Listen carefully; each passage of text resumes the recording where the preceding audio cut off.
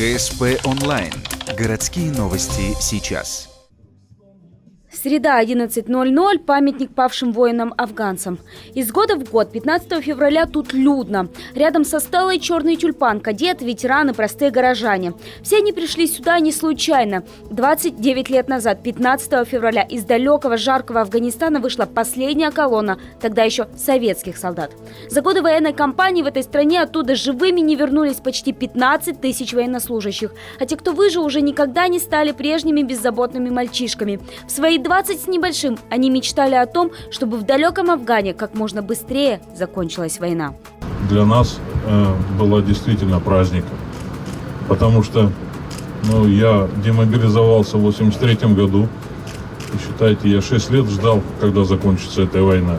Мы все, приходя с той войны, ждали и надеялись, что она закончится как можно быстрее.